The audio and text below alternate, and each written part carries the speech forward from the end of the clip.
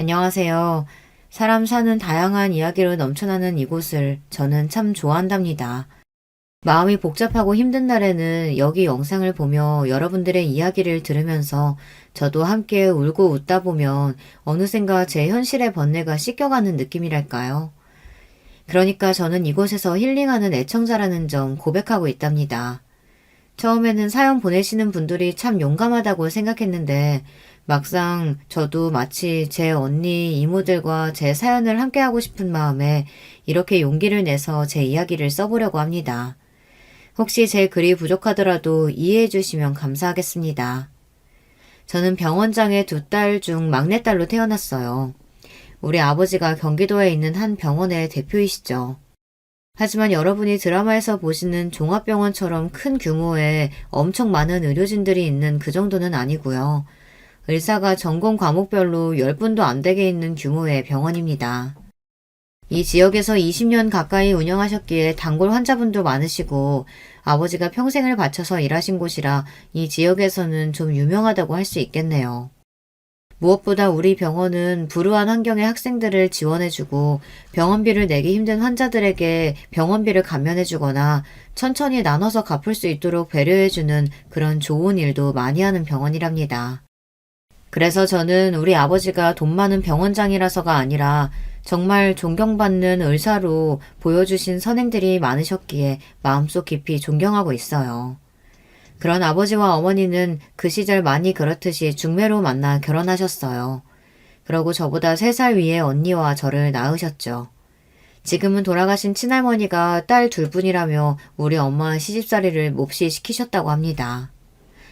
니네 집안이 그냥 뼈대 있는 집안 규수라는 것일 뿐 돈이 많기라냐. 네가 애들 아범처럼 명망이 있는 의사기라냐. 집에서 할 수 있는 것이 고작 딸 둘 낳은 거냐? 그래서 할머니께서 우리 자매가 명절 때 찾아뵙고 인사를 드리면 엄마한테 가서 남동생 보고 싶다고 해라. 알겠지? 그래야 너네 가시나들도 친정 덕을 보는 게야. 저 좋은 병원을 우리 아범 없으면 어쩌누? 아들이 물려받아야 할 거 아니냐?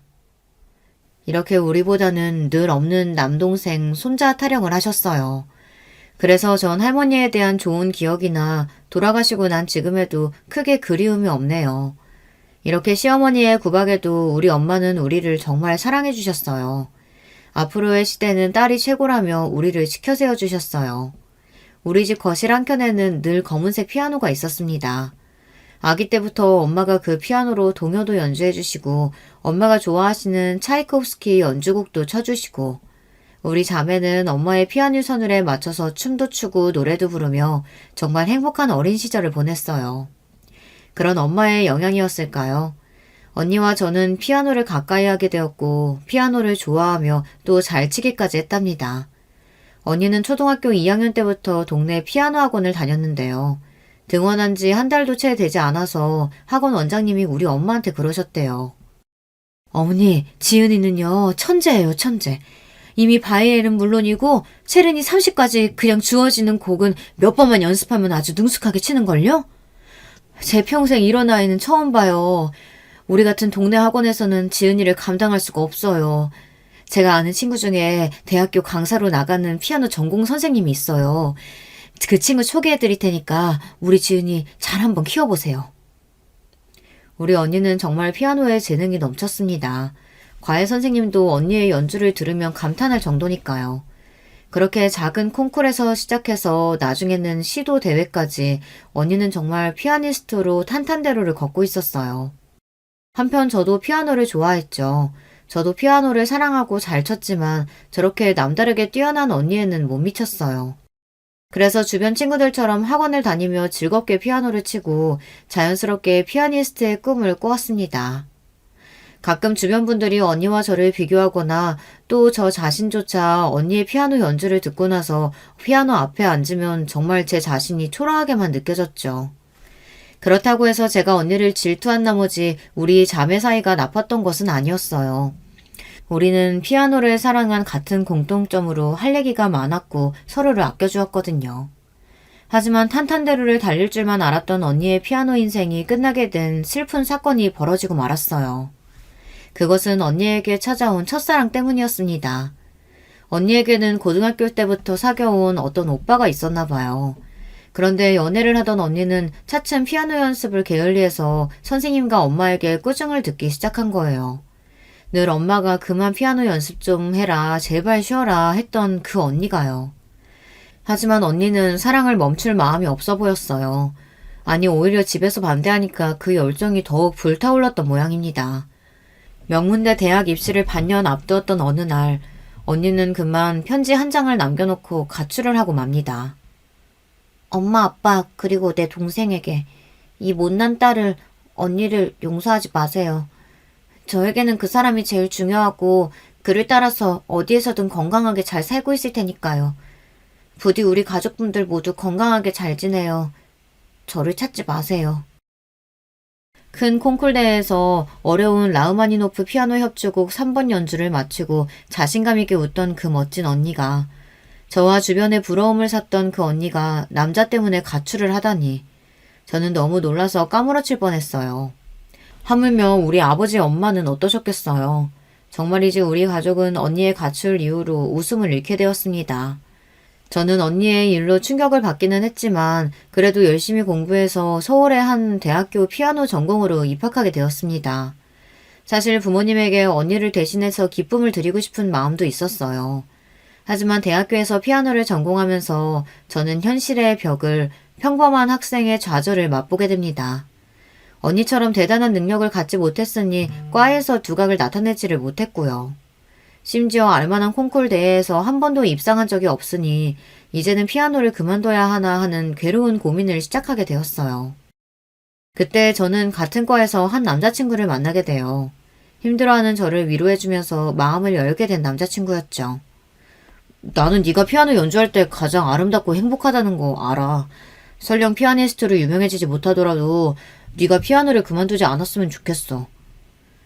누구보다 제 마음을 이해해주는 이해심 많은 남자였어요. 사실 제 마음속에서는 누군가 그런 말을 해주기를 기다리고 있었던 것 같아요. 그렇게 우리는 뜨겁게 사랑을 했습니다. 그러던 어느 날 유럽 헝가리에서 남자친구에게 좋은 조건의 유학 제의가 들어오게 되었어요. 장학금을 받으면서 학비 걱정 없이 대학원에 다닐 수 있게 되고, 졸업하고 나면 앞으로의 음악 인생에서 정말 좋은 커리어가 생기는 것이기 때문에 저는 크게 축하해 주었죠. 하지만 이 소식을 전하는 남자친구의 표정은 밝지만은 않았어요. 맞아요. 저 때문이죠. 그가 헝가리로 유학을 가고 나면 우리는 적어도 4년 이상은 못 버는 처지가 되니까요. 남자친구는 저에게 결혼해서 함께 유학 가는 것을 권했어요. 하지만 이제 막 22살의 제가 갑자기 결혼이라니 믿겨지지가 않았죠. 그리고 결혼은 우리끼리 좋다고 할 수 있는 것만은 아니잖아요. 처음 이 이야기를 엄마에게 조심스럽게 전했죠. 정민아, 그게 무슨 말이니? 너 언니 생각 안 나? 아직 대학교도 졸업하지 않은 어린 네가 아직 알지도 못하는 남자랑 결혼해서 유학까지 간다니. 엄마는 그런 생각 해본 적 없어. 엄마는 너무 속상해 하셨습니다. 그리고 엄마에게서 이 이야기를 들으신 아버지는 저를 불러서 말씀하셨어요. 정민아, 우리에게는 이제 너뿐이란다. 하나뿐인 딸마저 잃고 싶지 않구나. 생각을 바꿔볼 수 있겠니? 그리고 아직 그 친구를 소개받진 않았다만 그 남자는 비전이 없어. 이쪽 음악 업계는 너도 잘 알잖니. 혼자 능력 있고 잘한다고 되는 것도 아니고 그 친구가 유학 다녀온들 꼭 성공하리란 보장이 없지 않아. 들어보니 그 친구 집안이 그렇게 지원을 해줄 만한 집안도 아닌 것 같더구나. 나는 그 친구 따라 외국 가서 고생할 네 생각하면 이 결혼 허락해줄 수가 없다. 부모님은 언니를 한순간에 남자에게 빼앗긴 예전의 충격에서 아직 헤어나오지 못하신 것 같았어요. 게다가 하나 남은 막내딸이 비전 없는 남자에게 시집 간다니 반대하시는 것이 당연했습니다. 저는 처음에는 그런 부모님의 뜻을 이해하지 못하고 남자친구와 헤어질 수 없으니 결혼을 하지 않더라도 헝가리로 따라가려고 했었어요. 하지만 유학이 정해진 그 학교에 갈 수 있는 것은 남자친구일 뿐이고, 그럼 나는 거기까지 따라가서 뭐하지? 나는 어디에서 피아노를 배워야 하지? 우리는 가난한 유학생이니까 내가 공부를 접고 일이라도 해야 하는 걸까? 유학에 대한 생각은 고민할수록 정말 현실적인 물음표뿐이더라고요. 결국 저는 남자친구에게 이별을 고하기로 했습니다. 그래, 네 생각을 내가 미처 하지 못했어. 너를 잡고 싶은 이기심에 너한테 무리한 요구를 한 것 같아. 나 헝가리에 혼자 갈게. 하지만 정민아, 나는 너를 잊지 못할 거야. 언젠가 피아니스트로 성공해서 네 앞에 돌아올게. 사랑해. 그렇게 우리는 공항에서 마지막 포옹을 하고 이별을 맞이했습니다. 저는 이제 다시는 사랑 같은 거 하지 않기로 했어요. 아니, 다시 누구도 그이만큼 사랑할 수는 없을 것 같았어요. 피아노를 사랑해서 대학에 와서 전공까지 했지만 제가 피아니스트로 성공할 수 없다는 것을 깨닫고 좌절한 저에게 위로가 되어준 그 사람. 그리고 언니처럼 사랑 하나만 보고 같이 도망갈 수 없었던 비겁한 나. 남자친구와 헤어진 뒤 저는 살아도 산 게 아니었어요. 제대로 먹지도 못하고 하고 싶은 일도 없이 그냥 시간만 보냈습니다. 이런 저를 걱정한 엄마는 대학교 졸업하자마자 결혼을 시켜야겠다며 좋은 혼처를 알아보느라 분주하셨습니다. 엄마가 알아보신 선자리에 저는 영혼 없이 다녔어요. 제가 딱히 무언가 하고 싶었던 것도 아니고 부모님 걱정시키지 않게 결혼해서 살면 되지 싶었어요. 어차피 누구를 만나도 사랑할 마음은 요만큼도 없었으니까요. 그렇게 조건 좋은 집에 시집가도 아무래도 상관없었죠. 처음에는 아빠 병원에 있는 한 정형외과 의사, 그 다음에는 외가댁 어른의 소개로 만난 증권 투자회사 사업가, 그 다음에는 잘 기억도 나지 않고 그냥 주말마다 나가라고 말씀하시면 선을 보고 왔어요. 그 중에 제가 마음에 드는 남자가 없었습니다. 이렇게는 안 되겠던지 엄마는 결혼정보회사에 저를 가입시키셨어요. 듀오나 뭐 그런 알만한 이름의 회사가 아니고요. VVIP 상위 1%의 조건에 드는 미혼 남녀만 가입할 수 있다고 하는 곳이라고 들었어요. 가입비만 5천만 원이나 한다고요. 우리 집이 그렇게 부유하지는 않은 것 같지만 그래도 병원장 딸이고 가입비를 내서인지 그 이후 들어오는 선자리는 정말 다르더군요. 그렇게 두어 번 선자리를 갖고 나서 저는 형택 씨를 만나게 되었어요. 형택 씨는 한 건설회사의 상무직을 맡은 회사 대표의 아들이었습니다. 형택 씨의 아버지는 매출액이 몇백억에 달하는 중견 건설업체 창업자이자 대표시고 그 회사를 앞으로 이어받을 거라고 말하는 그의 모습이 당당해 보였어요. 하지만 그 남자에게 관심이 생긴 이유는 그 점이 아니었어요. 부유한 집안의 자제라기엔 거만한 구석이 없고 참 조용하고 세심한 사람이었어요. 건설회사의 상무라는 자리가 어울리기는 할까? 오히려 저처럼 음악을 전공하는 사람이라야 어울릴 것 같은 성격을 가졌습니다. 정민 씨, 우리가 집안끼리 어울려서 만나면서 사랑을 이야기하는 건 아이러니하지 않아요? 그래도 저는 정민 씨가 처음 본 것 같지 않고 친근하고 편하네요. 정민 씨는 어때요? 제가 편한가요? 네, 사실 저도 같은 생각을 하고 있었어요. 형태 씨는 좀 다르네요. 다정하면서 세심하신 분이신 것 같아요. 그래요, 그럼 잘 됐네요. 다음에 만나자고 부탁하면 들어줄 거죠? 이렇게 우리는 우유처럼 부드러운 첫 만남을 가지고 이후 데이트를 여러 번 했습니다. 주로 음악회나 미술 전시회에 자주 다녔어요. 형택 씨도 예술에 관심이 많아서인지 음악 전공자인 저를 배려하는 마음 때문인지 왜인지는 잘 모르겠지만 서로의 관심사가 비슷하다는 것은 참 좋은 일이었어요. 우리는 그렇게 호감을 갖고 4개월간 만났고 자연스럽게 결혼 이야기가 나왔습니다. 먼저 형택 씨가 우리 부모님에게 인사를 드리러 왔고 형택 씨의 조건도 성격도 마음에 들어 하신 부모님은 제가 서둘러 결혼했으면 하는 눈치셨어요. 예상치 못하게 일찍 결혼하게 된 저는 어리둥절했지만 형택 씨의 집안에서 저를 어떻게 생각하실지 궁금했죠. 형택 씨는 이상하게도 자기 집에 대해서는 말을 아꼈거든요. 형택 씨의 집은 용산구에 있는 한 커다란 단독주택, 아니 호화주택이었습니다. 역시 모 기업의 회장님 댁 나온 집이었어요. 정원에 있는 조각품의 아름다움을 넋을 잃고 보고 있는데 한 40대쯤 되시는 아주머니가 와서 집안 응접실로 저와 형택 씨를 인도했습니다. 형택 씨가 어렸을 때부터 이 집에 계셨던 분인지 형택 씨가 편하게 청주 이모라고 불렀습니다. 청주 이모는 형택 씨만 부르는 애칭이고 이 집에서는 청주댁이라고 불렸습니다. 형택 씨 이야기로는 이 집에서 10년 넘게 계셨고 어머니 다음으로 집안일을 잘 알고 계신 분이며 좀 엄격하고 무서워 보이지만 좋은 분이라고 칭찬했습니다. 저는 무의식적으로 느꼈습니다. 아, 청주댁과 잘 지내야 이 집에서 잘 지낼 수 있겠구나. 맞아요. 청주댁은 이런 대저택에서 보이지 않는 실세와 같은 분이었어요. 청주댁은 예의 있게 저를 대하면서도 새로 집안에 들어올 여자를 경계하는 눈빛을 감추지 못하는 느낌이었습니다. 청주댁이 저녁 식사를 살피러 가고 나서야 예비 시부모님께서 응접실로 오셨습니다. 아가씨가 우리 형택씨의 배필이로군. 반가워요. 나 건설회사 대표이자 형택이의 아비 되는 사람이요. 악수 한번 합시다. 예비 시부께서는 170cm가 될까 말까 하는 다소 작은 키에 풍채가 크신 분이셨습니다. 목소리가 호탕하고 자신감이 넘치셨으며 단정하게 포마드한 머리 스타일이 한 회사 대표다운 모습이었습니다. 옆에 서 계신 예비 시모는 한복을 위아래로 곱게 차려입으신 가녀린 몸을 갖고 계셨습니다. 여성스러우면서도 고풍스러운 이미지를 가지셨고 시부와는 대조되는 조용조용한 말씨를 쓰셨어요.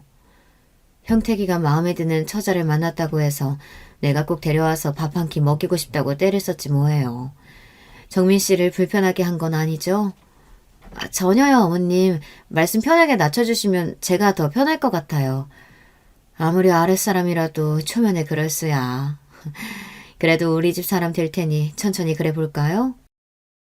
그렇게 걱정과 달리 예비 시부모님은 좋은 분들 같아 보였고 함께 식사를 하며 많은 이야기를 나누게 되었습니다. 나는 말이지 젊어서부터 사업에 올인한 남자라 늘 우리 사돈집은 판검사나 의사 같은 지식인 집안이었으면 했단 말이지.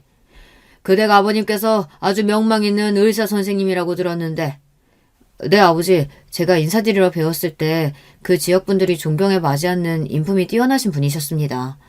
돈만 밝히지 않고 병원에서 좋은 일도 많이 한다면서요, 정민 씨. 네, 아버지께서는 옛날부터 불우한 환경의 학생들을 위한 장학제도나 병원비가 없어서 치료받지 못하는 분들에게 무료로 치료도 많이 해주셨어요. 우리 집하고 딱 걸맞는 집안이네. 이제 좋은 아가씨 만났으니 형택이 네 나이도 30대 중반이고 어서 결혼 서두르는 게 좋겠구나. 그렇게 우리는 순조롭게 결혼식을 올리고 그 저택 2층에서 신접살림을 차리게 되었습니다. 사랑해서 하게 된 결혼은 아니었지만 만사가 편하고 잘 진행되니 그저 다른 사람들처럼 행복한 가정을 이루자 하고 소박한 꿈을 꾸었던 저는 그만 결혼하고 얼마 안 돼서 놀라운 사건을 목격하게 됩니다. 어느 날 밤 1층에서 물건이 깨지는 소리, 다투는 소리로 시끄러워 내려가 보니 시부모님께서 싸우시는 게 아니겠어요. 저는 계단 난간 뒤에서 몰래 서서 대화를 듣게 되었죠. 이제 당신 나이도 환갑이 훌쩍 넘었어요. 언제까지 그렇게 더럽게 살 겁니까? 뭐? 더러워? 이 할망구가 말이면 다 한 줄 아나? 회장님한테 말하는 꼬락서니가. 도대체 이번에는 몇 살짜린 줄 알아요? 제발 채통 좀 지켜요. 아무리 여자가 좋아도 상황을 봐가면서 해야지. 모임에 나만 두고 혼자 나가서 식당 여직원과 그 짓을 해요? 어허! 이 사람이 무슨 오해를? 집안에서 누가 듣겠네. 도대체 무슨 말도 안 되는 상상을 하는 게요? 오해요? 내가 지금까지 당신하고 산 30년 세월 동안 몇 명의 여자를 참아왔는지 알기나 해요? 그 나이가 돼서도 그 욕정 참지 못하고 모임에서 뛰쳐나가서 그 짓을 하고 와?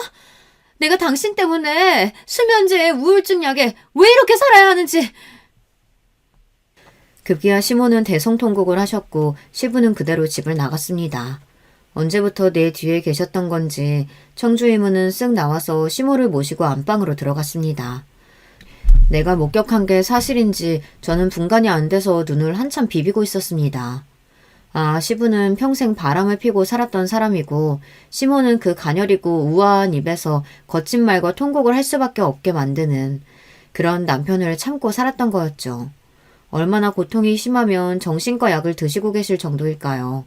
능력 있고 남자답다고 생각했던 시부의 진면목을 보고 나니 저는 적잖이 충격을 받고 남편에게 전화를 걸었습니다. 여보, 밤 12시가 넘었는데 어디 있길래 아직 집에 안 들어온 거예요?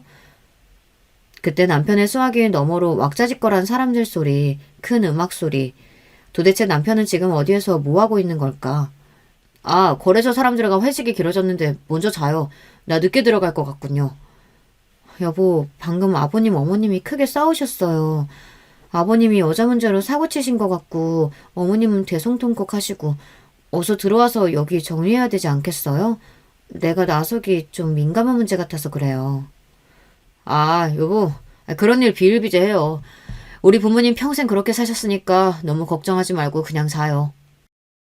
이렇게 대수롭지 않다는 듯이 남편은 전화를 끊었습니다. 여러분, 이게 무슨 말이겠어요.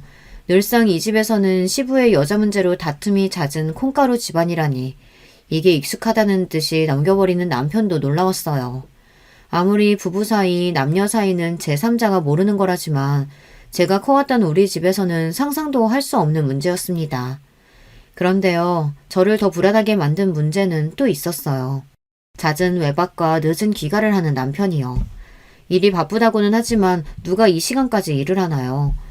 방금도 분명 어디 유흥업소나 클럽, 나이트 이런 데인 듯한 추측이 들었어요. 설마 이 남자도 시부를 닮아서 여자 관계가? 제가 이런 의심을 품게 된 데에는 또 다른 이유가 있었는데요. 연애 시절에 남편은 매너 있고 젠틀하지만 손을 잡는다든가 팔짱을 끼는 정도의 스킨십에 멈춰 있었습니다. 키스도 청혼할 때 처음 했었죠.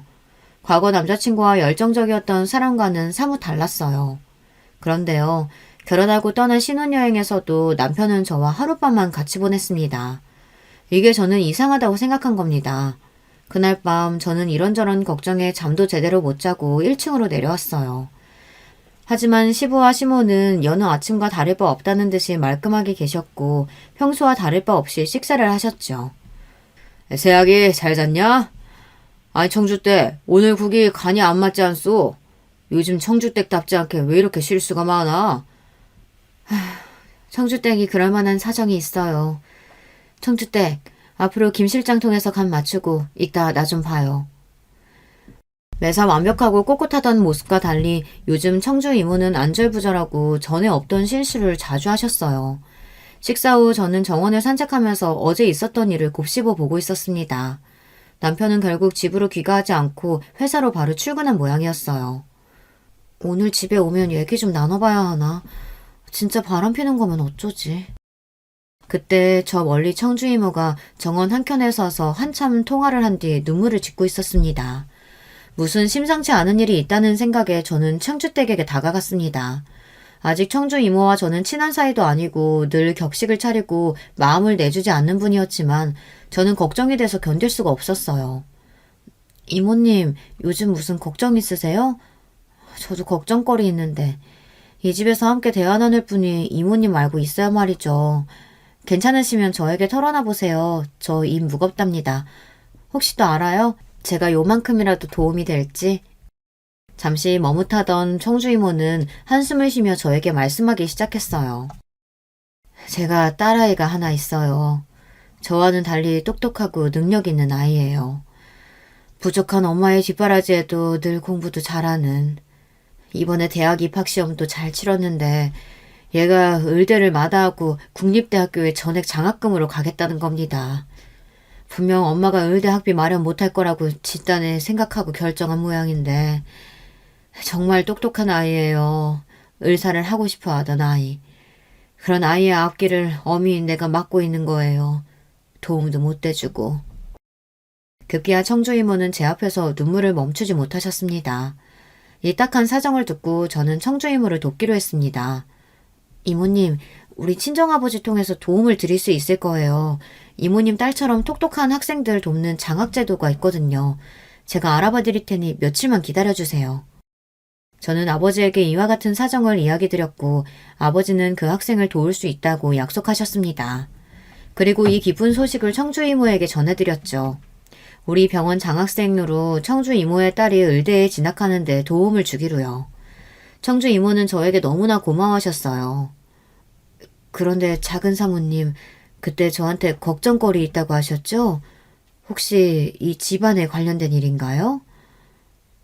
네. 그 전날 시부모님이 싸우는 걸 목격했거든요. 원래 그러신가 봐요. 네. 직접 보셨다니까 솔직히 말씀드리면요. 옛날부터 회장님이 여자 문제가 많으셨어요. 하룻밤 보낸 여자로 모자라서 아예 살림 차려주고 드나들었던 세컨드도 여러 명 있었죠. 그 여자들 정리하느라 사모님 저도 같이 고생했었죠. 그런데 사모님이 더 미치겠는 건 지나가는 여자애들 식당 여종업원이건 집안에서 일하는 애들이건 가리지 않고 거느려고 하시는 거죠. 사모님이 그래서 몸도 많이 상하시고 정신과 약 드시면서 정말 안 된 분이세요. 그때가 돼서야 저는 문제 많은 집에 시집 왔다는 것을 깨닫게 되었어요. 근데 사모님, 제가 이런 거 궁금해한다고 기분 나빠하지 않아주시면 뭐 하나 물어봐도 될까요? 사실 큰 사모님도 궁금해하시는 부분이기는 한데, 아기 소식이 있다거나 상무님과 부부관계가 괜찮으신지요? 갑자기 훅 들어온 민감한 질문에 저는 너무 당황했어요. 네? 아니, 왜 그런 걸 궁금해하시는... 이모님도 아시겠지만 남편이 집에 잘 안 들어와요. 요사이 외박도 잦고 저를 아내로서 좋아하기는 하는 것 같은데 왜인지 밤에는 저를 피하는 기분이에요. 맨날 혼자 잠드는 것 같아서 저 좀 외롭네요. 저는 멋쩍듯이 웃으며 가볍게 넘기려고 했죠. 그런데 제 얼굴을 찬찬히 걱정스럽게 살피는 이모님의 표정에 왠지 모르게 찜찜했어요. 어쨌든 자신의 딸을 도와준 일을 계기로 청주 이모와 저는 둘도 없는 사이가 되었습니다. 그리고 시부의 여자 문제는 날로 시끄러웠고 시모는 갈수록 건강이 악화되셨죠. 급기야 어느 날 새벽 시모는 욕실 안에서 의식을 잃고 쓰러져 계셨습니다. 스트레스를 참다 못한 어머님은 그만 자살 시도를 하신 거예요. 마침 집안에서 청주 이모와 얘기를 나누고 있던 보안팀 관리소장 서 과장이 시모를 모시고 응급실에 가서 다행히 큰 일은 당하지 않을 수 있었습니다. 하지만 의식을 찾은 시모는 집에 돌아오고 싶어 하지 않으셨습니다. 며느리인 네 앞에서 할 얘기는 아니다만 난 그 집에는 가고 싶지 않구나. 네 시아버지와 이혼할 수도 없으니 그냥 날 요양원에 보내다오. 시모는 눈물을 짓고 저를 바라보며 말씀하셨습니다. 같은 여자로서 저는 가슴이 아팠습니다. 그 길로 모든 시설이 안락하고 어르신들의 사교 취미활동을 잘 지원해준다고 소문난 요양원을 수소문해 시모를 입소시켜드렸어요. 그리고 일주일에 한 번씩 찾아뵙고 안 계신 동안 집에 일어난 일들을 이야기 나누는 말벗이 되어드리고 또 그곳에서 불편함 없이 잘 지내시는지 챙겨드렸습니다. 외로운 저택에 이제 시모도 안 계시니 며느리인 저와 청주 이모가 집안의 대소사를 관리해야 했습니다. 게다가 시어머니가 집에 안 계시니 시아버지는 더욱 대놓고 집 안과 밖에서 여자를 탐닉하고 다녔습니다. 그 연세에 그 정력이 참으로 신기했어요. 그런데 말이죠. 그런 아버지와 대조되는 아들, 제 남편은요. 저와 부부관계를 맺은 것이 단 2번뿐이었습니다. 결혼한 지 7년 동안 말이죠. 신혼여행에서 한 번, 그리고 결혼 1년차 때에 시부가 왜 아이를 갖지 않냐고 저희를 막 혼내시던 날 밤 2번째. 이렇게 2번이 전부였습니다. 저는 사실 마음속으로 확신하고 있는 게 있습니다. 이 남자 분명히 남성 기능에 문제가 있구나. 그날 청주 이모와 둘이 백화점에서 장을 보고 식사를 하다 이런 이야기가 나왔어요. 이모님, 분명 남편에겐 성적으로 어떤 문제가 있는 거예요. 그쵸? 이모님은 알고 계신 게 있으시죠? 사실 아드님이 사모님과 선을 본 데엔 뒷이야기가 있어요. 우리 형택도련님이 옛날부터 남다른 성적 취향을 갖고 있다는 걸 가족들도 다 알고 가까운 친척들은 물론 가까운 집안들도 다들 아는 사실이었답니다. 그래서 알만한 집안에서 결혼시키지 못하고 아예 다른 쪽 모르는 좋은 집안의 아가씨를 찾고 있었던 거예요. 그리고 사모님이 그 중매쟁이의 추천으로 선을 보게 된 거랍니다. 정말이지 기가 막힐 노릇이었어요. 그러니까 저는 애초에 비정상적인 남자에게 속아 팔려온 결혼을 했던 거죠. 이 사실을 알고 제 속은 더 복잡하고 괴로웠지만 현실적으로 이혼을 하기는 어려웠습니다. 남편은 그런 결점 외에는 좋은 사람이었어요.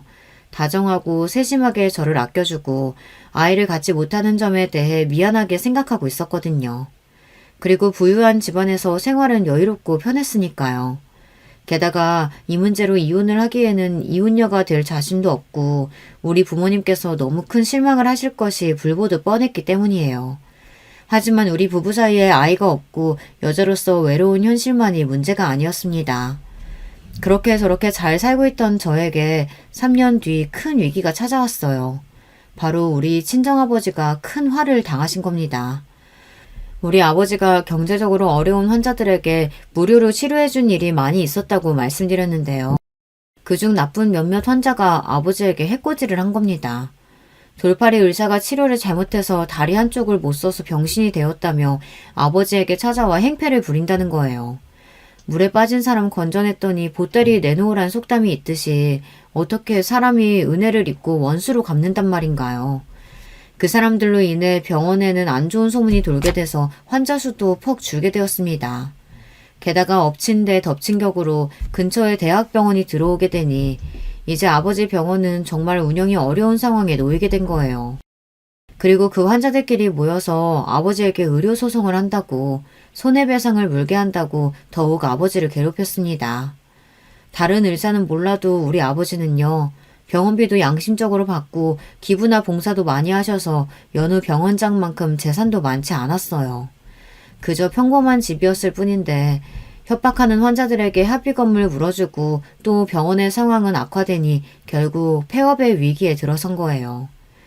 그 병원은 우리 아버지의 의사생활 전부를 바친 곳인데 결국 그렇게 허망하게 병원 문을 닫아야 했습니다.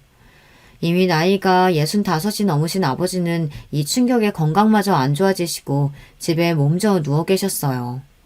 친정일로 슬픔에 젖어있던 어느 날 식사 자리에서 시부가 저에게 말씀하셨어요. 비서통에서 사돈댁 얘기 들었다. 아니 이게 대체 어찌된 일이란 말이냐? 에이 거참 겨우 병원 하나 있는 집인데 그마저도 문을 닫다니. 재산도 거의 없다고 들었는데 사실이냐? 친정집 일로 저를 위로해 줄 줄 알았던 시부는 뜻밖에도 우리 집과 저를 비난하는 것이 아니겠어요. 며느리라고 들어와서 7년 동안 애 하나 갖지도 못하고 집에 재산만 축내고 있으니 내가 널 이 집에 계속 둘 이유가 있겠어? 난 뼛속까지 사업가야. 이제 형택이 아니 결혼이 별 이득 없단 말이다. 어차피 애도 없는 마당에 이제 이혼하고 각자 사는 거 어떻겠냐? 이게 무슨 귀신 신하라 까먹는 소린가 말인가요? 친정집이 망했으니 저보고 나가란 말을 지금 시부가 눈 하나 깜빡하지 않고 얘기하는 겁니다. 저는 너무 억울한 마음에 함께 있던 남편을 바라봤습니다. 남편도 시부 얘기에 당황했지만 입이 시부에게 얘기를 들은 터인지 저만큼 놀란 반응은 아니었어요. 아버지, 저번에도 말씀드렸듯이 저 이 사람 아내로서 좋아요. 계속 함께하고 싶습니다. 네가 지금 나한테 대들겠다는 거냐? 며느리는 네가 어떤 남자인지는 알고 있어? 이제 헤어지는 마당이니 내가 솔직하게 얘기하마. 형택이는, 아니 네 남편은 말이다. 여자를 품을 수 없는 남자다. 여자랑 밤일을 할 수가 없다고. 지금까지 살면서 너도 대충 눈치는 채지 않았냐? 이제 우리 회사와 거래할 만한 다른 집안에서 네 다음 부인 찾아볼 테니 어서 정리해라. 정신이 아득해지는 기분이었습니다. 7년간의 결혼 생활 동안 대충 눈치는 채고 있었지만 그렇다고 시부한테서 이렇게 직접적으로 남편의 이상한 성적 취향을 듣게 될 줄은 몰랐습니다. 그리고 이제 저하고 거래할 것은 없으니 나가라고 내쫓는 이 현실도 믿기지가 않았어요. 저런 남편과 살면서 집안 살림도 하고 요양원에 계신 시모도 모셔가며 정말 며느리로서 할 도리 잘하고 살았는데 말이에요. 남편은 강압적인 아버지 밑에서 자기는 지금까지 거역한 적이 없다며 너에게 해줄 수 있는 것이 없어서 미안하다고 그렇게 계속 저에게 미안해하기만 할 뿐이었습니다. 저는 이대로 이 집에서 내쫓기고 마는 걸까요? 방에서 울면서 이혼 준비를 알아보고 있을 때였어요. 청주 이모가 방에 들어오셔서는 저를 달래주었습니다. 저는 친정엄마인 양 이모님을 끌어안고 엉엉 울었습니다. 이모님 아시잖아요. 제가 7년 동안 어떻게 살았는지. 저 정말 열심히 잘해왔다고 생각했는데 이렇게 하루아침에 쫓겨날 수 있는 거예요? 바보 같은 남편도 해줄 수 있는 게 없대요. 알지. 내가 알지. 우리 작은 사모님 이 막대먹은 집안에서 유일하게 사랑굿이라는 사람이었는데 이런 보물을 몰라보는 김 회장 벌 받을 거예요. 벌 받고 말지. 자 이제 그만 울고 정신 차려봐요. 멍충이처럼 한 푼도 없이 쫓겨날 거예요? 정말? 울음을 멈추고 고개를 든 저에게 이모는 USB 하나를 건네주는 것이었습니다. 곱게 자란 사모님에게 그간 내가 이 집안 비밀을 구구절절 말할 수는 없으니 여기에 담긴 영상을 한번 봐봐요. 그리고 이 비밀은 여기 김씨 남자들의 치부랍니다. 이혼하면서 빈손으로 할 순 없잖아. 사람에게 인색하기로 소문난 김 회장이 며느리한테 위자료 한 푼 주지 않을 거라는 건 내가 알아요. 변호사랑 이 영상 어떻게 써먹을지 잘 고민해보고 잘 사용해주면 좋겠어요. 그동안 이 집에서 날 사람답게 친이모처럼 대해주고 따라줘서 고마워요. 그런 이모가 주는 선물이라고 생각해요. 복받쳐 오르는 감정에 이모는 말을 다 끝마치기도 전에 눈물을 참지 못하고 밖으로 나가셨습니다. 이모의 선물, 나의 동아줄, 그 안에 담긴 영상은 무엇일지 여러분 감이 오시나요? 지금 이 사연을 듣고 계실 여러분들은 정상적이고 좋으신 분들이 많으실 텐데 제가 설명할 그 영상에 대한 이야기를 듣고 충격받지 않으시길 미리 당부드립니다. 우선 A 폴더에 들은 수십 개의 영상은 바로 시부가 찍힌 영상이었습니다. 그간 얘기로만 들었던 시부가 여자들을 성추행하고 심지어 강제로 관계를 가진 영상까지 있었습니다. 이 집안에서 일하는 여자분들 혹은 건설회사의 여직원들, 많게는 50대부터 어리게는 20살도 채 되지 않은 도우미 분의 딸까지 금수 같은 시부는 손으로 더듬고 추행했습니다. 여자들은 반항하고 싫어했지만 시부는 자신의 돈을 믿고 권력을 믿고 여자들을 갖고 논 것이었던 거예요. 단순히 여자들과 놀아난 문제 그 이상이었습니다. 강제 성추행, 성폭행이라는 범죄를 저질렀으니까요. 시부가 그동안 그분들에게 알량한 돈으로 입막음하면서 그 나이 처먹도록 그렇게 살았다는 사실에 저는 화가 났습니다. 더러운 포르노를 보며 저는 제 눈을 씻고 싶었습니다. 게다가 그런 악행을 저지른 자가 시부라니, 내 남편의 아버지라니, 정말 기가 찰 노릇 아니겠어요. 하지만 이게 끝이 아닙니다. 다음 B 폴더의 주인공은 다름 아닌 제 남편이었어요. 제 남편은 어떤 영상에서는 한 명의 남성과 또 어떤 영상에서는 여러 명의 남성과 옷을 거의 다 벗다시피 하고 정말 변태처럼 노는 거예요. 성적으로 말이에요. 어디서도 보도 듣도 못한 광경에 저는 입이 떡 벌어져서 영혼이 빠져나가는 기분을 느꼈습니다. 그러니까 저 변태처럼 놀고 있는 사람이 내 남편이고 여자가 아닌 남자들이랑 관계를. 지금 이 글을 쓰면서도 너무 치욕스럽고 더럽고 창피하네요. 이렇게 충격적인 시부와 남편의 비밀 영상을 보고 나니 시부가 요구하지 않아도 이 집에 있을 이유가 사라져버렸습니다.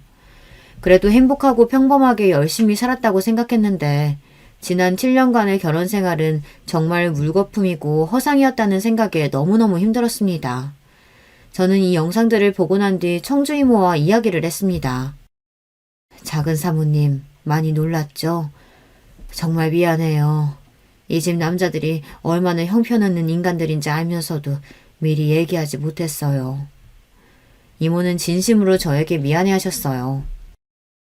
이모, 저는 정말이지 좀 더 일찍 얘기해 주셨으면 이 집에서 살지 않았을 거예요.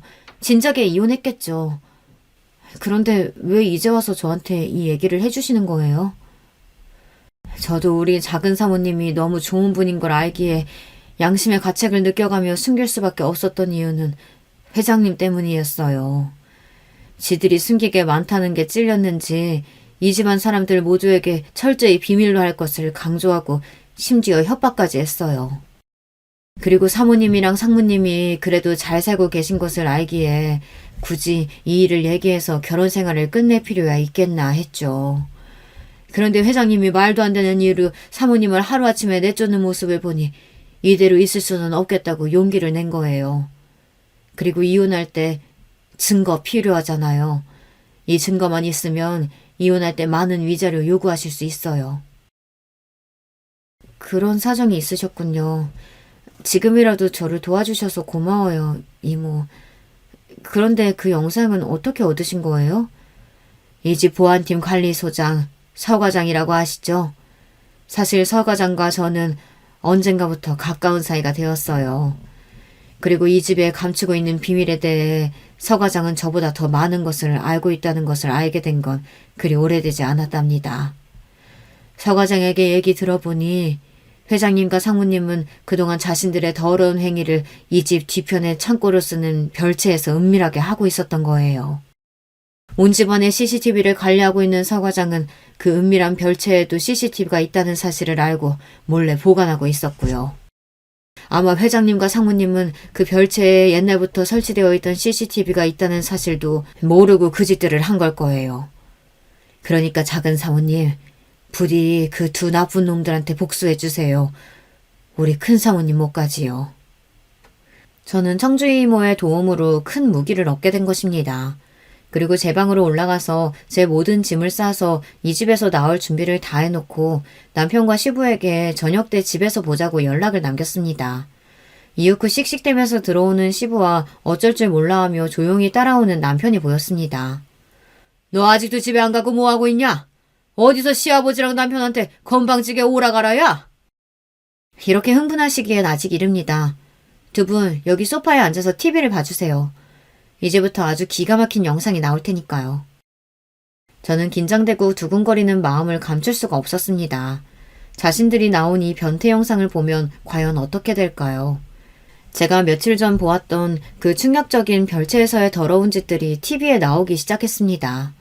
시부와 남편은 자신들이 보고 있는 영상 속 주인공이 바로 자신들이라는 것을 알아챈 것은 1분도 걸리지 않았어요.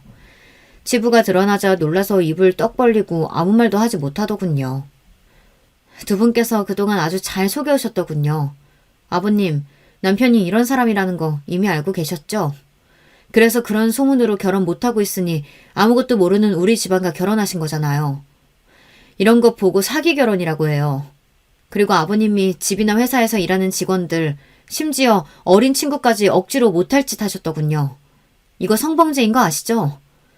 아버님을 상대로 형사소송까지 할 수 있다고 변호사가 말하던데요. 아니 그걸 떠나서 이런 게 공개되면 아버님 그 대단한 회사 망해버리는 건 아닐까요? 그제야 제 앞에서 뻣뻣이 고개를 들고 거만하게 화를 내던 시부는 태도를 바꿔 저를 달래주려고 애썼습니다. 얘야, 오해가 있는 모양인데 우리 가족이지 않니? 이런 일 덮어주는 게 또 가족이고 내가 그동안 서운하게 했다면 미안하다. 집에서 나가라고 한 것도 취소야. 응? 화 풀고 이 영상 내게 넘겨주겠니?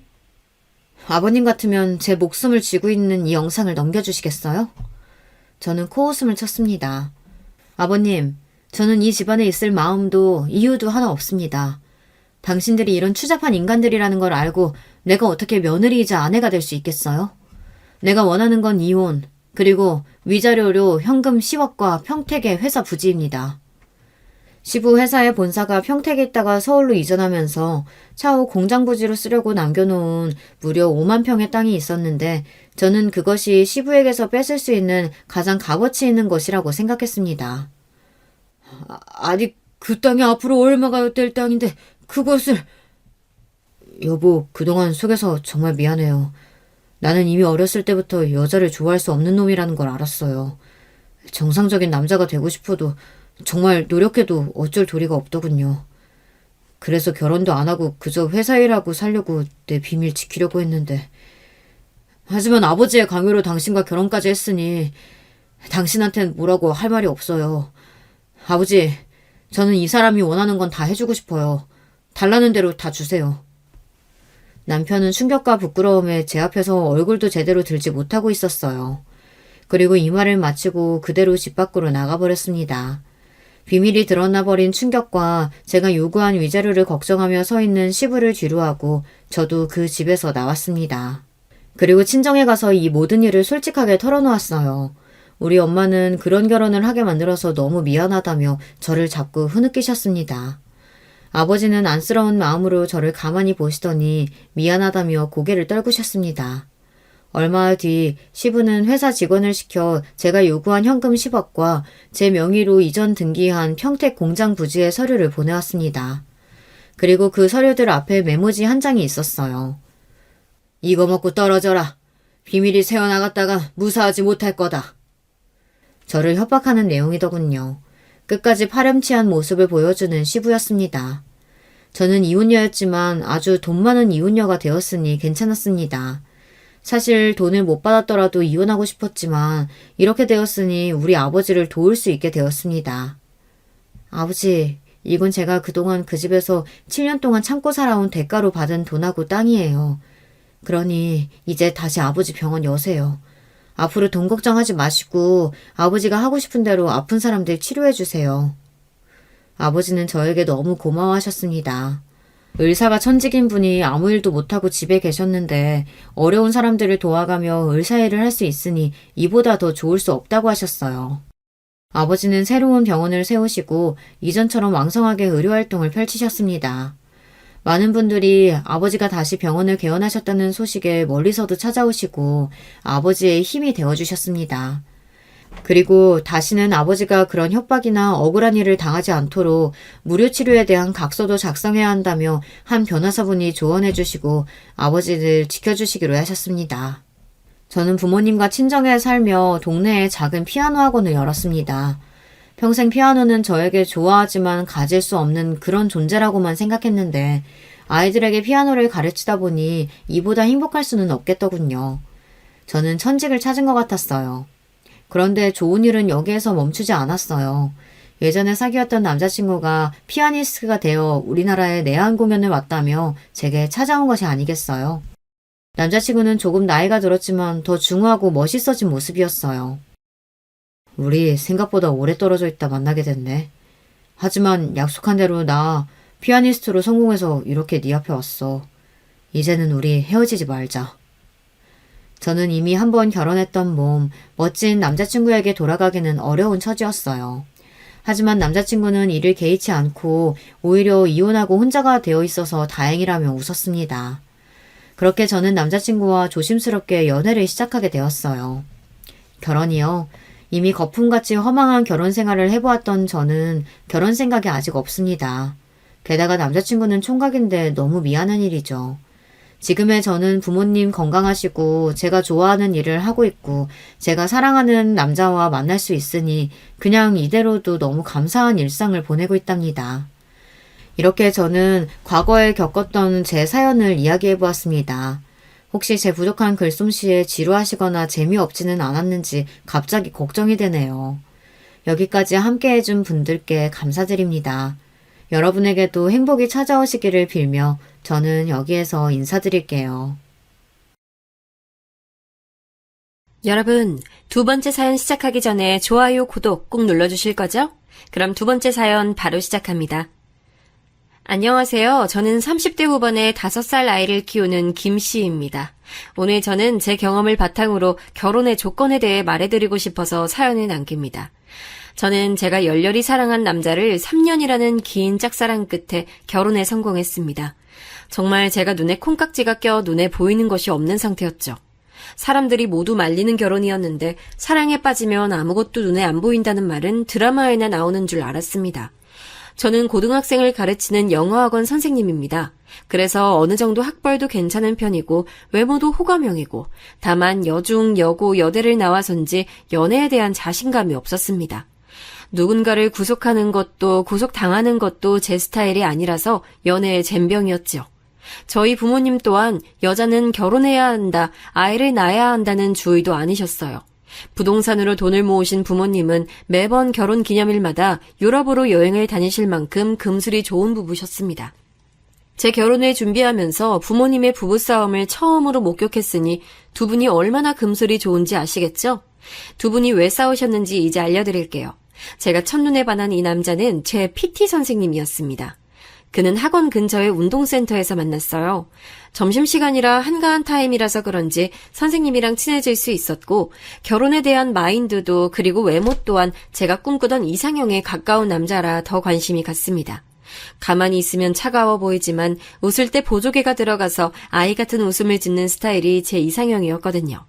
처음엔 회원과 선생의 관계라서 발전할 수 없었는데요. 제가 적극적으로 대시하고 3년이라는 시간을 매일 같은 시간 운동을 하면서 친해지다 보니 저희는 결혼 얘기가 나올 만큼 가까워져 있었습니다. 그런데 구속하는 걸 싫어하고 하지 않는다는 제 마인드가 가장 마음에 든다고 했던 이 남자는 알고 보니 심각한 효자였습니다. 하지만 아시잖아요. 눈에 콩깍지가 끼면 그런 모습도 가정에 잘한다, 부모님을 사랑하는 아들이라는 식으로 포장이 되더라고요. 이 남자는 자기는 홀어머니 밑에서 자라서 어머니가 유일한 가족이기 때문에 이전 여자친구들도 자신의 이런 점을 이해하지 못해서 헤어졌고 처음에 저한테도 자기 삶에는 엄마가 1순위인 거를 이해할 수 있으면 교제를 시작하고 아니면 애초에 시작도 하지 말자고 한 남자입니다. 그때 도망갔어야 했는데 모든 시련은 사랑으로 커버할 수 있다는 저의 판단 미스가 이 사단을 낳았네요. 남편이 이런 놈이다 보니 당연히 저희 친정에서는 반대했습니다. 직업도 저희 아버지가 생각하실 때는 가장의 직업으로 탐탁지 않다 생각하셨고 연하인 점도 홀어머니 밑에서 자란 점도 마이너스였습니다. 아빠는 반듯한 가정에서 자라서 사랑받고 자란 구김없는 남자, 그리고 안정적인 수입이 있어서 딸 고생시키지 않을 남자에게 딸을 주고 싶었겠죠. 아가씨일 때는 그런 마음을 몰랐는데 저도 5살 된 딸아이의 엄마가 돼 보니 그 당시 아버지 마음이 이해가 갔습니다. 그래서 이렇게 사연을 보냈는지 몰라요. 누군가의 소중한 딸인 당신에게 결혼은 현실이란 거를 알려주고 싶어서요. 그리고 나처럼 피눈물 흘리면서 현실의 단면을 알아가는 것보단 나을 것 같아서요. 6년 전 시어머니를 처음 뵙는 날이었어요. 안녕하세요, 어머니. 김지연이라고 합니다. 만나 뵙고 싶었어요. 젊으시다곤 들었는데 정말 피부가 너무 좋으세요. 너무 고우세요. 그래, 나도 우리 아들한테 너에 대해서 많이 들었어. 여대 나왔다고? 공부는 잘했겠네? 우리 아들도 아빠가 살아있었다면 훨씬 더 좋은 대학 갔을 텐데. 우리 선호도 어릴 때부터 머리 하나는 정말 좋았는데 내가 먹고 살기 바빠서 서포트를 못 해줘서. 그래도 이렇게 번듯하게 잘 살고 있고 우리 아들 너무 대견하지 않니? 그럼요. 어머니, 선호 씨가 정말 착하고 효자한 거 잘 알아요. 어른 공경심도 높은 것도 알고요. 좋은 사람이라서 결혼하고 싶어서 찾아뵙길 바랬어요. 사실 연하의 남자친구는 결혼에 대한 갈망이 적었어요. 하지만 이 남자랑 연애를 시작하고 1살 더 나이를 먹으면서 이 사람을 닮은 딸 아들을 낳고 싶다는 생각이 강해졌어요. 제가 연봉도 높고 제가 지금 사는 자취방도 투룸이라 신혼집으로 나쁠 것 같진 않아서 결혼하자고 얘기를 꺼냈고 남자친구는 마지못해 알겠다는 식으로 말했습니다. 그렇게 저희는 결혼을 하게 됐어요. 신랑은 아이가 태어나기 전에는 정말 자유로운 영혼이었습니다. 유부남인지 모르겠다는 소리를 듣는다고 하면 대충 아시겠죠? 아이가 태어나고 제가 일을 다시 시작하면서 저희 부부는 정말 많이 싸웠습니다. 시어머니 생활비는 늘 저희 싸움의 주요 원인이었죠. 시어머니는 편의점 아르바이트를 하셨어요. 이제 환갑이 지난 나이이시기도 하고 편의점 점장이신 이모님에게 한가한 낮 시간에 어머니가 5시간씩 매일 일하시고 월급을 받으셨어요. 그 돈은 어머니 생활비를 사용하시고 살고 있는 집 대출금의 원금과 이자는 신랑이 내고 있었습니다. 그래서 처음엔 어머니랑 같이 살자는 신랑에게 어차피 명의는 신랑 이름이니 우리가 계속 대출금 이자는 내어드리는 조건으로 저희 자취방에서 신혼집을 차렸습니다. 저희 친정에서는 반대하는 결혼이라서 도움을 받을 수가 없었어요. 저희 아빠가 결혼해서 고생해봐야 정신 차린다고 절대 혼인신고서는 작성하지 말고 살아보고 임신 절대 하지 말라고 신신당부하셨지만 저는 결혼 반년 만에 임신을 했습니다. 만삭 때 저는 정말 많이 울었어요. 아이를 낳아보신 분들은 다들 아시죠? 막달이 되면 걷는 것도 정말 힘들고 서서 강의를 하고 나면 다리에 힘이 하나도 안 들어가고 늘 다리는 퉁퉁 부어있고 이렇게 힘들게 일하고 온 아내에게 신랑은 늘 주말마다 시댁에 가자고 했습니다. 주말에 엄마 혼자 밥 먹으면 외롭다는 이유였죠. 여보, 이번 주는 내가 몸이 너무 안 좋아. 그리고 출산 가방도 준비해야 하고 혹시나 제왕절개하게 되면 일주일 이상 집을 비워야 하는데 이번 주만 시댁 안 가고 집에서 준비하면 안 될까? 아니, 출산 가방 싸는데 하루가 걸려? 집도 이 정도면 깨끗하지. 가서 설거지하기 싫어서 그래? 가면 엄마가 밥도 다 차려주시는데 가서 밥 한 끼 먹고 오는 것도 힘드냐? 괜히 시댁 가기 싫어서 출산 핑계 대는 거 아니지? 출산 2주 전에 집에서 준비한다는데 이걸 가지고 입을 대는 신랑을 보니 한숨만 나왔습니다. 남자들은 모든 음식이 그냥 재료만 있으면 다 만들어지는 줄 아나 본데 어머니는 가면 정말 재료만 사놓으시고 저랑 같이 음식을 하십니다. 그러니 저는 가면 가서 밥 차리고 준비하고 설거지까지 하고 와야 하는데 정말 다리가 아파서 서 있고 싶지가 않았어요. 신랑에게 도저히 못 가겠다고 하니 자기 엄마 무시하는 거 아니냐고 소리치곤 혼자서 가더라고요. 1시간 뒤 어머니께 전화가 왔습니다. 지연아, 아파서 못 오겠다고 했다면서? 우리 아들 밥 차려주기 힘들 테니 집에서 혼자 쉬어라. 내 아들은 내가 일요일까지 잘 챙겨 먹일 테니. 하고 전화를 끊으시더라고요. 보통의 시어머니라면 출산 전에는 움직이지 마라 혹은 일한다고 고생할 테니 내가 맛있는 음식을 해서 가져다 주겠다 하는 게 보통 아닌가요? 이래서 결혼은 시어머니 성격도 꼭 봐야 하는 조건인 것 같습니다. 출산 앞둔 며느리보다 본인 아들의 한 끼 식사가 더 소중한 분이시니까요. 그렇게 저희 신랑은 일요일 새벽 1시에 왔습니다. 뱃속 아기를 생각해서 일부러 피했습니다. 지금 얼굴을 보면 싸울 것 같아서요. 저희 부부의 첫 싸움은 결혼 1주년 기념일이었습니다. 결혼 1주년 기념으로 엄마가 분위기 좋은 곳에서 호캉스를 즐기라고 부산 유명한 호캉스 코스를 예약해 주신 적이 있었어요. 저희 그 여행도 시어머니 모시고 갔습니다. 엑스트라 베드 추가해서 한 방에서 자는데 그날 저녁 엄청 울었던 기억이 나네요. 우리 엄마가 바라셨던 결혼기념일 여행은 이게 아닐 텐데 그때 처음으로 시어머니 때문에 부부싸움을 한 것 같아요. 그리고 시어머니가 너무 얄밉다는 생각이 들었어요. 아들이 가자고 해도 본인이 안 간다 하시면 좋을 텐데 뻔히 저희 엄마가 예약해 주셨다고 말씀드리고 결혼기념일 여행이라고 말씀드렸는데 본인은 한 번도 가보지 않은 호텔이라서 가고 싶다 하시더라고요. 대책 없는 시어머니죠. 더 대박인 것은 제가 출산하면서 친정에서 받은 것들을 본인 집에 들고 가시면서입니다. 출산하면서 산 커피포트와 온수매트 그리고 가습기, 공기청정기 전부 다 친정엄마가 사주셨어요. 우리 집 정수기에 따뜻한 물이 안 나오네? 모유 수유한다며? 전기포트 집에 들고 갈게. 보일러비가 많이 들어서 온수매트는 내가 쓰마. 너는 보일러 돌려서 따뜻하게 있어야지. 나는 혼자 사는데 전기매트는 전기비 많이 나오는데 온수매트는 전기비도 적게 나온다더라. 정말 별 이유 같지 않은 이유로 새 상품들을 들고 가셨습니다. 거기에 신랑은 그걸 직접 옮겨드렸네요. 우리 엄마가 불쌍하잖아. 자기가 이해해. 우리 엄마 30대부터 나 하나만 보고 사셨고 적어도 나는 우리 엄마에게 잘해야지. 엄마가 날 어떻게 키웠는데.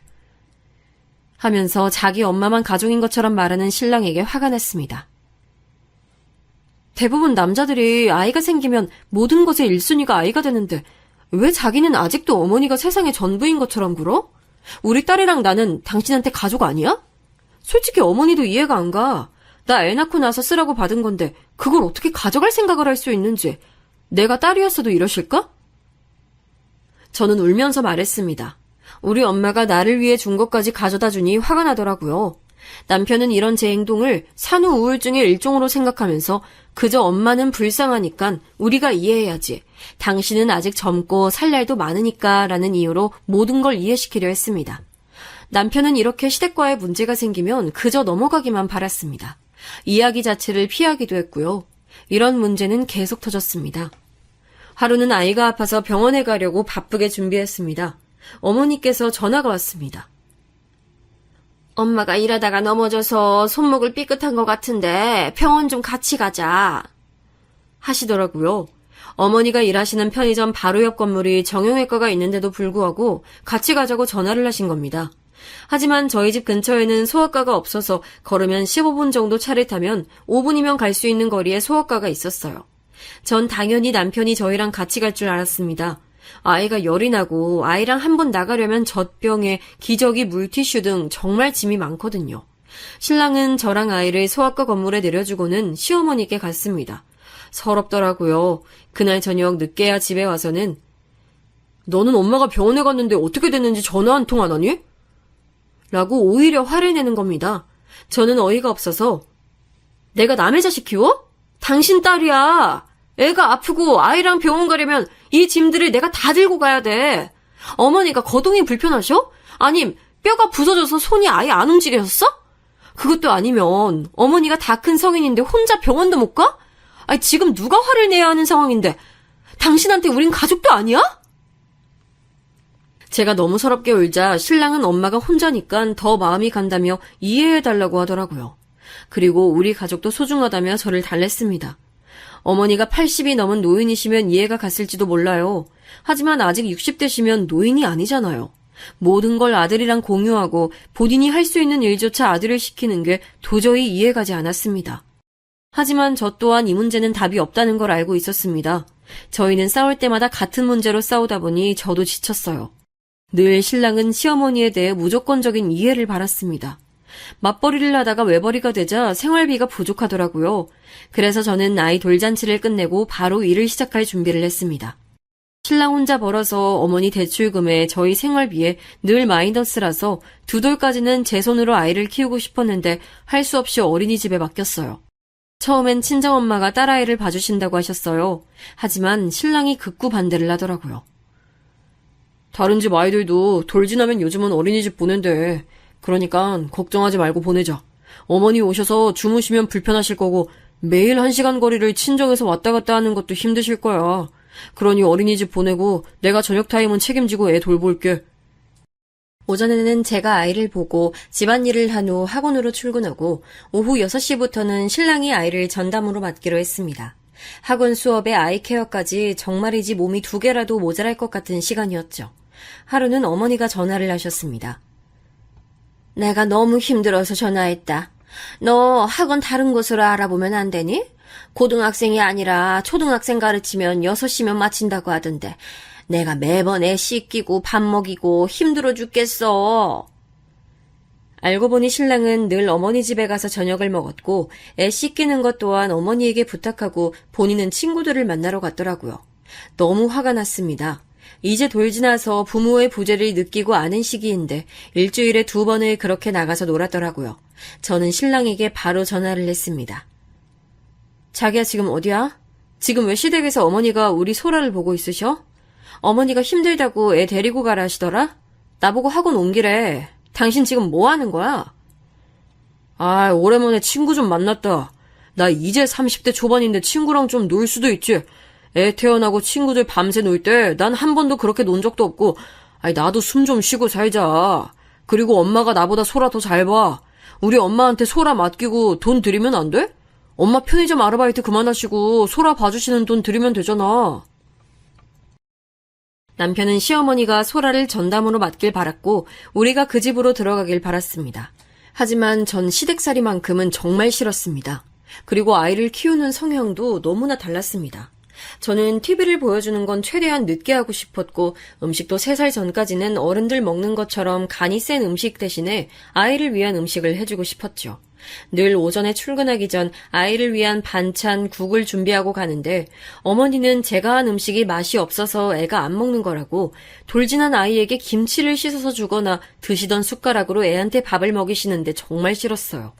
요즘 젊은 시어머니들은 며느리 눈치를 본다고 하는데 저희 시어머니는 전혀 그런 거 없었습니다. 한 번은 제가 조심스럽게 말씀드렸어요. 어머니, 우리 소라가 들깨 알러지가 있어서 음식은 제가 만들어 놓은 걸로 먹여주시면 안 될까요? 그리고 벌써 어머니 드시는 사탕이나 초콜릿 주시면 안 돼요. 적어도 카페인이든 초콜릿은 3살은 돼야 먹을 수 있는 음식이고 애가 자꾸 이런 음식만 먹으려고 하니까 밥을 안 먹네요. 나도 우리 선호 다 키워봤어. 아무거나 잘 먹여야 애가 잘 크는 거야. 선호 봐라. 키도 크고 잔병 치레 없이 얼마나 잘 컸는데 요즘 젊은 얼마들이 하도 유난을 떨어서 애들이 면역이 약한 거야. 아이 다 내가 알아서 먹일 테니 걱정하지 마. 네가 나보다 많이 배운 건 알지만 애는 내가 더 잘 키워. 그날 저녁 신랑이 한 소리 하더라고요. 엄마가 기분이 많이 상하셨는데 무조건 죄송하다고 빌어라 했습니다. 도대체 제가 뭘 잘못했나요?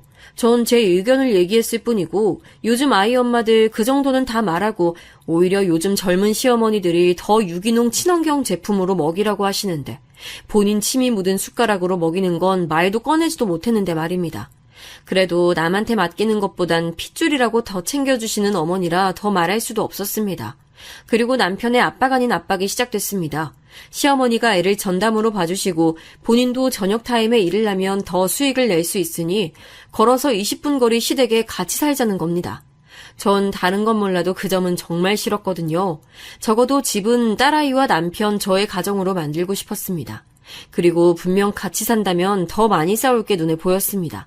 아들이 무조건 잘했다, 우리 아들 최고다 생각하시는 어머니시니 무슨 일이 생길 때마다 아들 편을 드실 거고 친정엄마께 속풀이는 하는 것도 한두 번이죠. 정말 부모님 가슴에 대못 받고 결혼해서 마음 놓고 친정도 못 가니 더 시어머니와의 합가가 내키지 않았습니다. 그러던 중 사건이 일어났습니다.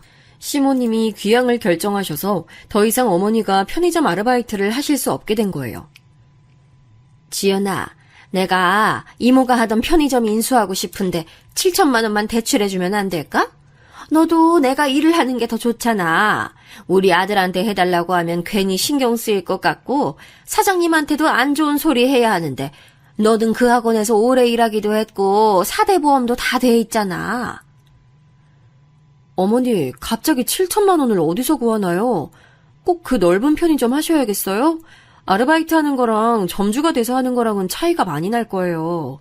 애기 아빠랑 한번 얘기해 볼게요. 어머니는 제가 연봉이 더 많은 걸 아셨고 본인 아들에게 조금이라도 피해를 주기 싫어서 저한테 부탁 아닌 부탁을 하신 거겠죠. 신랑이랑 그날 밤 많은 얘기를 했습니다. 우리 이 집 빼서 엄마 집에 들어가서 살자. 소라도 왔다 갔다 안 해도 되고 우리 지금 대출금도 내기 힘들잖아. 당신 말대로 넓은 집에 이사 가려면 돈 모아야지. 엄마랑 같이 살면 돈 모으기 쉬울 거야. 당신한텐 엄마지만 나한텐 시엄마야. 절대 편해질 수가 없는 관계가 고부관계인데 지금 이렇게 살아도 나는 어머니한테 당신을 빌려오는 느낌인데 한 집에 살면 어머니 아들만 있고 내 남편은 사라질 것 같은데 난 정말 싫어. 지금처럼 자주 왕래하면서 사는 게 좋아. 그러면 돈은 어떡할 건데? 엄마 생활비까지 우리가 드려야 하는데 그럴 돈도 없잖아. 엄마가 이 나이에 어디서 다른 일을 배워서 할 건데 편의점 인수해서 하는 게 최선이야. 그렇게 우리 엄마한테 돈 빌려주는 게 싫어? 그럼 너 명의로 편의점 해줄게. 그럼 전세금 뺄래? 아니 어머니가 다른 곳에서 왜 일을 못 하시는데 그저 어머니 익숙해진 일, 편한 일 찾으려고 이러는 거잖아. 내 이름으로 사업체 내는 거 난 싫어. 그리고 내 신용으로 7천만 원이나 대출이 안 된다는 거 알잖아. 그러니까 이 집 전세금 받으면 다 가능한 거잖아. 아니 우린 가족인데 이 전세금 엄마 빌려주는 거 아까운 거 아니냐고. 저는 돈도 돈이었지만 정말이지 시댁에 합가하는 게 싫었습니다. 이 나이에 시집살이를 하는 걸 좋아하는 며느리가 세상에 있긴 할까요? 저희 부부는 일주일 동안 말 한마디 하지 않았습니다. 일주일 내내 냉전이었죠. 너무 속상해서 친정엄마에게 전화를 걸었습니다.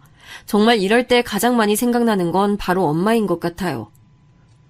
엄마, 정말 힘들어. 효자 아들 다들 기피하는데 나는 왜 이런 선택을 했을까? 정말 시집살이는 하고 싶지 않은데 자꾸 내 전세금으로 지금 편의점 점주하시고 싶다고 자꾸 말씀하시는데 정말 어떻게 해야 할지 모르겠어. 엄마, 맨날 이런 말해서 미안해. 나중에 내 딸이 이러면 정말 속상할 것 같아. 아이고, 우리 딸이 그렇게 엄마 말 안 듣고 결혼하고 딸 낳으니 이제 엄마 맘 알겠어? 그래도 이제 딸도 있는데 이혼할 수는 없잖아. 엄마가 아빠 몰래 비상금 대출이라도 해서 보태줄까? 우리 딸 시집살이 하는 건 엄마도 싫은데. 엄마가 돈 좀 알아볼게. 아니야, 엄마. 정말 그건 아니야. 아빠가 그렇게 반대하는 결혼할 때 절대 친정 식구들한테 돈 달라 소리 절대 안 하기로 마음먹었고 내 마지막 자존심이야, 엄마. 엄마랑 통화하고 나니 다시 한번 아빠에게 죄송한 마음이 들었어요. 결혼식 전날까지도 꼭 해야겠냐며 반대하시던 아빠. 아마 저보다 사업을 하면서 많은 사람들을 만난 아빠는 저희 시어머니와 신랑을 보면서 이런 미래를 예상하셨겠죠. 신랑과 일주일간의 냉전을 하고 있는데 어머니가 찾아오셨습니다. 내가 돈 구했으니 너희들 너무 걱정하지 마라. 엄마 아는 지인분이 빌려주시기로 했어. 나도 괜히 며느리한테 아쉬운 소리해서 마음이 그랬는데 이번 일은 없던 걸로 하자. 하시는 어머니를 보니 일주일간의 가슴을 꽉 막고 있던 무언가가 내려가는 기분이었습니다. 남편 눈치 보여 시어머니 눈치 보여 양쪽으로 눈치를 보니 정말 평생 없던 위장염까지 왔거든요. 남편은 어머니가 가시자마자 제게 푸념을 하는 겁니다. 엄마가 누구한테 빌렸는지 모르겠지만 누군가에게 아쉬운 소리를 했다는 것에 대한 미안함 때문인지 아니면 본인의 연봉에 대한 미안함 때문인지 짜증을 냈습니다. 아직도 어머니랑 한 집에서 살고 싶은 미련 때문인지도 모르겠습니다. 하지만 먼저 말을 안 꺼내기에 저는 끝까지 모른 척했죠. 저는 정말 같이 사는 건 너무나 싫었거든요. 그 외에도 남편과의 갈등이 될 만한 일들은 결혼 생활 내내 많았습니다. 작년에 있었던 일입니다.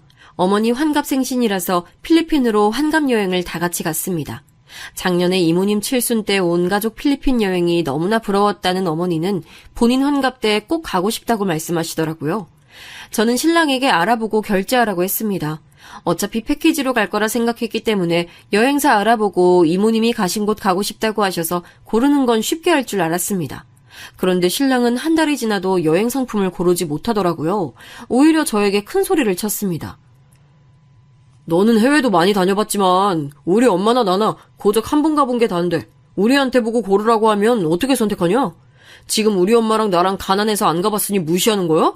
아니 다른 집은 며느리가 다 골라서 결제까지 하고 한다는데 넌 혼자만 이래? 다른 날도 아니고 우리 엄마 환갑 여행인데. 라고 하는데 억울했습니다. 지금 시험 기간이라서 바쁜 거 알잖아. 그리고 내가 시간을 빼서 여행을 가려면 그만큼 보강해야 하는 것도 알면서 지금 내 탓만 하는 거야? 자기가 어머니랑 저녁 식사할 때 검색하면서 얘기 나누면서 고르면 되잖아. 어머니 보기 좋으시라고 홈쇼핑 상품으로 내가 카톡으로 보내드렸는데 난 할 만큼 했어. 엄마가 해외여행을 한 번 가봤는데 그걸 보고 아시겠어? 똑똑한 며느리라고 엄마가 얼마나 이모한테 칭찬하는데 이런 일까지 내가 일일이 다 신경 써야 하는 거야? 아, 그래. 내가 알아서 할게. 대신 여행 가서 절대 이건 이렇다 저건 저렇다 하면서 투덜대지 마. 매번 우리 아들이 결정해야 믿음이 간다 하시는데 내가 고르면 또 이건 마음에 안 든다 하실 건데 그래서 자기 보고 선택하라 한 건데. 알았어. 내가 다 할게. 어머니는 늘 제가 선택한 곳은 비싸다, 돈을 많이 쓴다는 식으로 말씀하셔서 이제 시댁 관련한 일은 제가 결정하고 싶지 않았는데 이런 사소한 일들까지도 저희 부부는 싸움이 되더라고요. 그래서인지 어느 순간 저희 부부는 대화가 없어지는 걸 느꼈습니다. 신랑의 모든 이야기는 어머니랑 연관돼 있었고 저는 이해할 수 있는 범위를 벗어난 그 둘의 행동에 지쳐갔습니다. 그렇게 하루가 또 1년이 지나서 여기까지 왔네요. 새로 시작한 어머니의 편의점 점장 일은 생각보다 바빴습니다. 상대적으로 젊은 시어머니시지만 컴퓨터로 발주내고 하는 일은 버거워하셨어요. 그러다 보니 신랑이 전담으로 할 때도 있었습니다. 하루는 신랑이 밥을 먹으면서 얘기를 꺼내는 겁니다. 엄마 혼자 하는 거 너무 힘들어하시고 요즘 운동센터도 개인 회원이 줄어서 나도 눈치 보여. 엄마가 하는 편의점 아르바이트생 고용하는 것보다 내가 점주를 하면서 하는 게 좋을 것 같아. 지금도 매일 발주하러 가는데 내가 아예 전담으로 하는 게 어떨까? 사실 어머니랑 같은 일을 시작하는 게 마음에 들지 않았습니다. 남편은 남편의 일을 하기를 바랐고 어머니는 어머니 일을 하길 바랐습니다. 점점 어머니가 우리 부부에게 필요 이상으로 기대는 것도 싫었습니다. 그 느낌 아실까요? 내 남편을 내가 빌려 살고 있는 느낌. 딱 그 표현이 맞는 것 같습니다. 어머니 아들은 저랑 딸아이가 빌려서 같이 사는 느낌이라서 같이 일하는 것에 대해 반대했습니다. 너는 엄마랑 관련된 일은 다 반대하더라. 너한텐 시어머니겠지만 나한텐 어머니거든? 엄마가 힘들게 한다는데 안쓰럽지 않아? 엄마가 돈 벌어보겠다고 저렇게 열심히 일하는데 도와주진 못할 망정 내가 같이 하겠다고 하면 잘해보라고 응원해주면 안 돼? 이런 상황에서 응원을 할 수 없는 게 대부분의 며느리 아닐까요? 어디서 돈을 빌려왔는지 미리 알았다면 아마 저는 큰 소리 내면서 당당하게 반대했을 텐데 그때는 그 큰 비밀을 알지 못했습니다. 이 비밀이 드러난 건 반년 후 어머니 생신 때였습니다. 신랑은 결국 제 말을 듣지 않고 운동센터를 관두고 어머니랑 같이 편의점을 운영했습니다. 그래, 자기 마음대로 해. 대신에 학원 근처 아파트로 이사 갈 거야. 나도 12시 넘어서 퇴근하고 매일 택시 타고 오는 것도 솔직히 한두 푼도 아니고 그 시간에 내가 걸어올 수도 없잖아. 우리 애기도 있는데 아파트로 이사 가야지. 어린이집도 있는 곳으로 내가 다 알아봤어. 우리 딸 생각 좀 해줘. 신랑은 시어머니 아파트로 가고 싶어 했지만 저희 학원이랑 거리가 더 멀어지기 때문에 더 이상 말을 하지 않았습니다. 나름의 절충안이었어요. 어머니랑 편의점 하는 대신 시댁과 거리는 조금 멀어지는 걸로. 그렇게 일이 마무리되어 가는 것 같았습니다. 처음엔 한 달에 200만 원 정도 월급으로 가져다 줬어요. 사실 이사를 하면서 대출금도 늘어나서 정말 돈이 많이 필요했습니다. 친정엄마께 손 벌리고 싶을 적이 한두 번이 아니었어요. 하지만 내 마지막 자존심이었기에 차마 아빠에게 돈을 빌려달라는 얘기는 할 수가 없었어요. 그리고 신랑 또한 절대 처가댁 도움을 받고 싶지 않다고 늘 말했습니다. 그러던 어느 날 시어머니가 저한테 전화를 해서 계좌번호를 물어보시는 겁니다. 지연아, 너 계좌번호가 뭐니? 내가 용돈 좀 보내려고 그런다. 우리 아들이 너무 돈을 아껴서 힘들지? 내가 몰래 현금 좀 보낼 테니 계좌번호 좀 문자로 보내줘. 5분 후 300만 원이라는 큰 돈이 제 통장에 입금됐어요. 입금 문자를 보고 전 10번도 넘게 0을 세어본 것 같아요. 황당했습니다. 저 결혼 전 예단비는 고사하고 설날이나 생일이라도 어머니한테 1,000원 한 장 받아본 적이 없었거든요. 남들은 며느리 생일이면 단돈 5만 원이라도 주신다는데 한평생 돈 주신 적이 없으신 분이 갑자기 이러시니 좋으면서도 의심이 들었습니다. 그 의심은 곧 해결됐습니다. 어머니 생신이라 집에서 한 끼 간단하게 먹자고 하셨어요. 평소 어머니는 늘 소고기가 왜 비싼지 모르겠다. 나는 삼겹살처럼 김치랑 같이 구워 먹는 게 좋아 라고 말씀하시던 분이셨어요. 결혼 첫 해에 한우집을 갔는데 1인분에 3만 원이나 하는 고기를 드실 수 없다고 돈을 아껴 써야지 왜 이렇게 돈을 아끼지 않느냐고 잔소리도 들은 적이 있었어요. 어머니랑 신랑이 편의점 교대를 하기 때문에 식당에 가기에 시간이 어중간해서 저희는 어머니 댁에서 생신상을 차려드리려고 준비했습니다. 아침부터 조기에 나물에 미역국을 준비해서 어머니 집으로 갔어요. 하루 종일 장보고 음식한 저에게 신랑은 오자마자 소리를 질렀습니다. 야, 넌 엄마 생신인데 삼겹살이 뭐야? 소고기 정도는 사와야지. 나랑 엄마가 얼마나 고생해서 돈 버는데 고작 삼겹살, 매일 먹는 삼겹살이나 먹어야겠어? 니네 집은 갈 때마다 소고기 먹으면서 우리 엄마는 생신인데도 삼겹살 먹어야겠냐? 너 자꾸 우리 엄마 무시할래? 하면서 소리를 질렀습니다. 사실 소고기를 살까 고민도 했습니다. 하지만 어머니는 삼겹살을 더 좋아하신다고 본인이 말씀하셨고 고기 외에도 생신이라 나물에 생선에 국에 준비한 것들이 많아서 이게 문제가 될 거라고 생각도 못했습니다. 거기에 이사를 하면서 정말 마이너스 통장까지 사용하고 있는 이 판에 10만 원이나 주고 소고기를 살 수도 없었습니다. 제가 저희 친정에 소고기 한번 사가고 신랑한테 저런 말 들었으면 억울하지도 않습니다. 전 늘 부족한 살림에 명절에 2번 친정에 갈 때마다 엄마가 좋아하는 케이크 하나 사들고 간 게 답니다. 엄마는 늘 그 이상으로 신랑 몰래 상품권이나 애 선물이다 하면서 챙겨주셨는데 그래놓고 자기 엄마 생신이라고 소고기 안 사왔다는 이유로 소리치면서 다가오는 신랑을 보니 저도 피가 거꾸로 쏟았습니다. 왜? 돼지고기가 어때서? 그렇게 어머니 하면 본인 어머니인데 자기가 음식 준비하지 그래. 아침부터 장 봐서 국 끓이고 생선 굽고 나물 차린 거 안 보여? 그리고 어머니 삼겹살 좋아하는 거 아들이 몰라? 도대체 왜 이러는데? 하면서 제가 처음으로 큰 소리를 내니 신랑은 더 화를 내면서 너 당장 일로 나와. 지금 어디서 큰 소리야? 시엄마가 우스워? 내가 우스워? 아이고 그냥 먹으면 되지. 넌 이 시애미 생일날 큰 소리 나게 해야겠니? 네가 자꾸 우리 아들 말 안 들으니 싸우지. 그만들 좀 싸워라. 어머니는 아들만 눈에 보이시죠? 제가 오전부터 이렇게 음식 준비한 건 전혀 고맙지도 않으시죠? 우리 엄마 생신인데 며느리가 음식 차리는 게 당연하지. 네가 우리 엄마한테 잘하는 게 뭐야? 우리 엄마가 소라도 키워주고 얼마나 고생하는데 어디서 시어머니한테 큰 소리를 내? 하면서 제 뺨을 치려던 순간 띵동 소리가 났습니다. 시어머니가 문을 여니 저희 아빠가 서 계시더라고요. 깜짝 놀랐습니다. 아빠는 아마 아파트 복도서 이야기를 다 들으신 것 같았어요. 아빠는 바로 저희 시어머니 뺨을 때렸습니다. 당신 내가 돈 빌려줄 때 아들 관리 잘하라고 했지? 나한테 돈 빌려갈 때 우리 딸 눈에 눈물 안 나게 잘하겠다 했어 안 했어? 얼마 전에도 애들 이사한다고 돈 달라고 찾아와 놓고선 지금 우리 딸이 이런 대접 받고 있었던 거야? 저희 어머니는 손을 벌벌 떨면서 아들을 앉히며 아이고 사돈 제가 잘못했습니다. 선우야 어서 사돈 어른께 잘못했다고 빌어라 어서. 저는 너무나 어이가 없었습니다.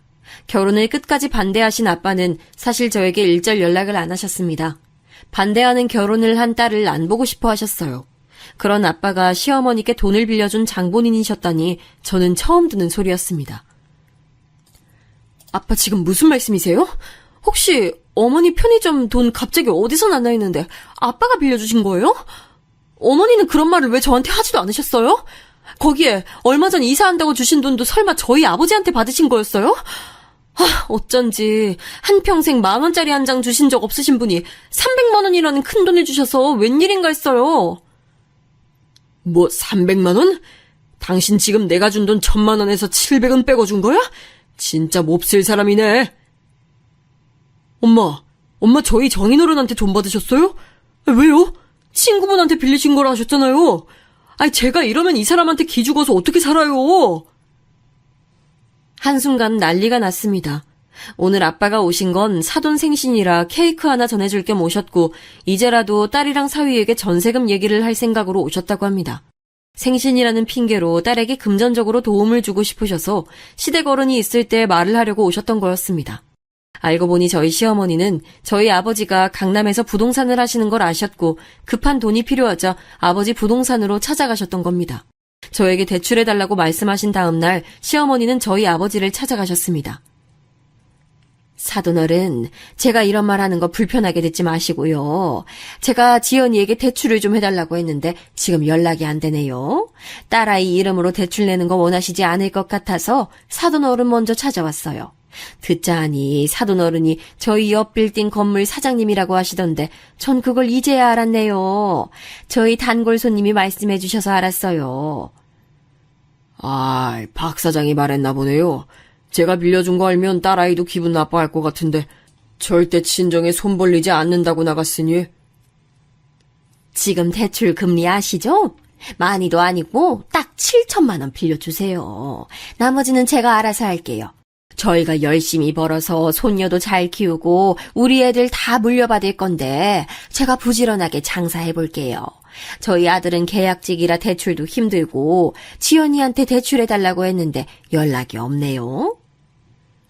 저희 딸이 알면 자존심 상해할 테니 안 그래도 명절이나 돼야 집에 오는데 저희 두 사람만의 비밀로 하시고 공증은 받아놓겠습니다. 원금은 우선 1년 단위로 계약하시고요. 절대 우리 지연이한텐 비밀입니다. 나중에 제가 말하죠. 그럼요, 사돈. 저도 저희 아들이 알길 원치 않아요. 저희 아들도 괜히 기죽이고 싶지 않고 저도 며느리한테 입단속 잘할게요. 그리고 제가 지연이한테도 잘할게요. 지금도 제가 우리 며느리 친딸처럼 예뻐하고 있습니다. 오면 제가 음식도 다 해놓고 밥도 차려놓고 한다니까요. 빌려주신 돈 얼른 갚아드릴게요. 감사해요. 사돈 덕분에 돈 걱정 덜었네요. 안 그래도 아들 부부가 돈 구한다고 싸운 것 같아서 마음이 안 좋았는데 다행이네요. 그렇습니다. 저희 시어머니는 아는 분께 저희 친정아빠가 건물주인 걸 들으셨고 편의점을 하기 위해서 7천만 원이라는 큰 돈을 빌리신 겁니다. 저한테 대출해달라고 한 다음 날 뻔뻔하게도 저희 아버지를 찾아가신 거였습니다. 아빠는 저를 위해서 말도 못하시고 돈을 빌려주셨고 딸이 속상할까봐 내색도 못하셨는데 이 사단이 난 걸 보신 거죠. 지연아, 너 정말 계속 이렇게 살 거냐? 아빤 더 이상 못 본다. 이렇게 식모처럼 살 거야? 네가 아무리 잘한다 해도 너에게 손찌검한 녀석 나는 더 이상 못 봐. 요즘 젊은 세대들 이혼은 문제도 아니야. 아빠가 도와줄게. 너도 좀 편하게 살자. 저렇게 본인들밖에 모르는 것들 상종하지 말고.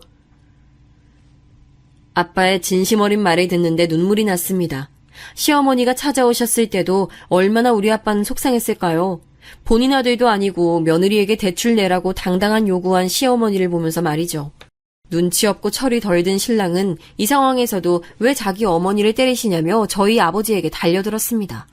그 모습을 보니 이제 정말 끝이구나. 이 지옥에서 탈출해야겠다는 생각만 들었습니다.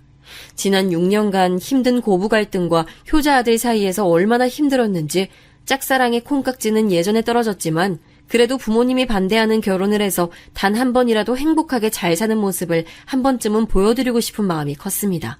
그런데 이제 다 무너지더라고요. 아빠, 나 이혼할래. 내 딸이랑 둘이서 살래. 다시는 이 인간이랑 마주치고 싶지도 않아. 아빠는 제 손을 잡고 저희 아이 손을 잡고 나갔습니다. 아이고 사돈 이렇게 가시면 어떡합니까? 제가 몇 대라도 더 맞을게요. 지연아, 우리 아들 지금 버리는 거야? 그럼 우리 손녀는 애비 없는 자식으로 만들 거야? 네, 어머니. 여태 애비 없는 자식처럼 컸어요. 애가 아파도 애랑 저랑 버리고 어머니 병원에 가고 매일 저희 걱정보다는 어머니 걱정만 하는 아들. 제가 이 사람의 가족이 아니라 어머니가 이 사람의 가족인데 저희 자리는 애초에 없었네요. 당신 그렇게 사랑하는 어머니랑 잘 살아. 당신 인생에 내가 꺼져줄게. 저는 그렇게 모든 짐을 그대로 두고 아이랑 친정집으로 들어왔습니다. 엄마가 그제야 모든 이야기를 해주셨어요. 시어머니는 편의점 하신다고 처음에 7천만 원 빌려가시고 다음엔 저희 이사한다고 귀띔해주시고는 1,000만 원을 만들어줘야 인테리어라도 한다고 말씀하시면서 돈을 빌려가셨답니다. 뿐만 아니라 분양권을 아들 이름으로 해달라고 요구하시면서 자기가 손녀를 키우고 있는데 용돈 한 번 받은 적이 없다며 불쌍한 척을 해서 아버지가 백화점 상품권을 100만 원 드렸다고도 했습니다. 그 외에도 알고 보니 애 생일이다 해서 몰래 용돈으로 주겠다 하시며 몇백씩 받아가셨답니다. 사돈이라는 관계가 어려운 관계 아닌가요? 이렇게 돈을 빌려달라고 당당히 요구할 수 있다는 것도 정말 이해 불가였지만 빌리고 나서 저한테 했던 그 당당한 요구들은 더 이해가 안 갔습니다. 저희 시어머니는 말끝마다 너는 부유한 아버지 밑에 자라서 돈 씀씀이가 해프다. 우리 아들도 그런 아버지 밑에서 자랐으면 학벌도 너보다 좋았을 텐데 라는 말을 늘 하셨습니다. 저는 가만히 이혼해주길 기다리기가 싫었습니다. 여태까지 받은 시집살이 대가를 톡톡히 치르게 해주고 싶었습니다. 하지만 저희 시댁은 정말 기가 찰 정도로 비양심적이었죠. 남편은 아이 데리고 지금이라도 집에 오면 용서해주겠다며 오히려 큰소리쳤고 시어머니 또한 이혼녀라는 타이틀 가지고 싶은 게 아니라면 당장 집으로 와라 라고 하셨습니다. 그리고 어미가 돼서 이혼을 그렇게 쉽게 하면 되겠냐고 문자에 전화에 사람을 너무 힘들게 하더라고요. 뒤돌아보고 싶지 않은 결혼 생활이었지만 저희 딸아이에게는 친아빠이자 친할머니이니 아이에게 한없이 미안한 마음이 들었습니다. 소라야, 엄마랑 아빠가 이제 다른 집에서 살려고 해. 엄마랑 여기서 외할머니랑 외할아버지랑 살까 하는데 소라 생각은 어때? 소라가 아빠 보고 싶으면 언제든 아빠 보러 갈 수 있고 만날 수 있어. 다만 같은 집에서 사는 게 아니라 아빠는 아빠랑 할머니랑 같이 사는 집에 사는 거고 소라는 여기서 엄마랑 사는 거야. 응, 엄마 나 외할머니 집 좋아. 여기 어린이집도 좋아. 그리고 여기선 엄마가 웃고 있잖아. 저는 생각해보니 아이 앞에서 웃어본 적이 언젠지, 같이 침대에 누워서 얘기 나눠본 적이 언젠지 기억이 나지 않을 정도로 바쁘게 살았는데 친정에서 하루 종일 아이랑 함께 생활하니 아이에겐 더 좋았나 봅니다. 저는 친정에서 평소 하고 싶었던 공부를 하고 이혼에 관련된 것은 다 아빠에게 전임했어요. 아빠도 내가 알아서 할 테니 너는 소라랑 행복해질 생각만 해 라고 하셨고요. 그렇게 한 달이 지났을 때 집 앞에 신랑이 서 있더라고요. 지연아, 너 정말 나랑 이혼할 거야? 지금 이혼 소송에 다음 달에 편의점 계약 만료까지 다 장인어른이 손 쓰신 것 같은데 지금 뭐 하는 거야? 이대로 다 끝나는 거야? 아니지? 우리 이렇게 끝인 거 아니지? 그때는 내가 편의점 일도 잘 안 되고 엄마도 너무 힘들어하시고 하니까 나도 모르게 자기에게 화풀이한 거 인정할게. 내가 잘못했어. 그렇다고 이렇게 집을 나가서 이혼 신청서를 보내면 어떡하냐? 소라가 얼마나 상처받았겠어. 소라 걱정하는 척 하지 마. 그렇게 걱정되는 사람이 소라 집에 두고 나가서 친구랑 술 마시고 당구 쳤어? 그리고 너한테 가족 너희네 엄마뿐이잖아. 그렇게 사랑하고 같이 살고 싶은 네 엄마랑 잘 살아. 그리고 그렇게 친정이랑 비교하시더니 나 몰래 돈이랑 상품권까지 받아가셨더라? 너도 알고 있던 거 아니야? 그래놓고 나한테 시댁이랑 친정이랑 비교하지 말라고 신경질 낸 거야? 신랑은 무릎 꿇고 빌더라고요. 하지만 한번 마음이 돌아서고 나니 이 사람과 다시는 가족이라는 이름으로 묶이고 싶지 않았습니다. 내가 마지막으로 얘기할게. 내 딸은 내가 키워. 자산도 내가 더 많고 변호사 만나보니 미취학 아동이라서 엄마에게 우선 양육권 있다더라. 소라도 나랑 살고 싶다고 했고 그리고 지금 사는 집도 내 이름으로 된 내가 산 집이니 당신이 소유권 주장할 수도 없고 차는 자기가 산 거니 자기가 들고 가. 뭐 날 위해 단 한 번 데리러 온 적도 없는데 어머니 모시러 다닐 때나 사용한 차 당신 가져. 난 필요 없어. 그리고 아빠한테 빌린 돈 다 물어내. 변호사 끼고 재판으로 가면 당신들만 더 힘들어져. 이제 우린 남이니까 돈 빌려준 만큼 받아야지.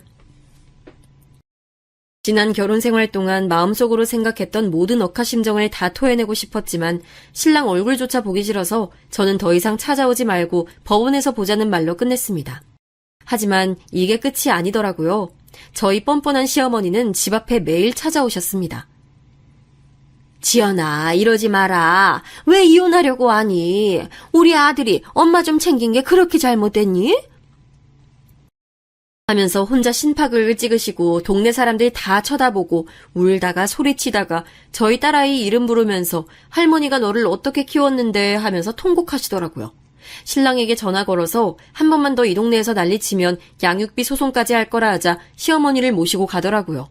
그러면서 어떻게 시어머니를 땅바닥에 앉아 계시는데 두고 보냐며 끝까지 자기 엄마 편을 드는데 왜 나는 이런 남자를 만나서 내 꽃 같은 30대를 보냈을까 후회가 됐습니다. 그렇게 2달 뒤 저희는 법정에서 만나서 모든 걸 정리했습니다.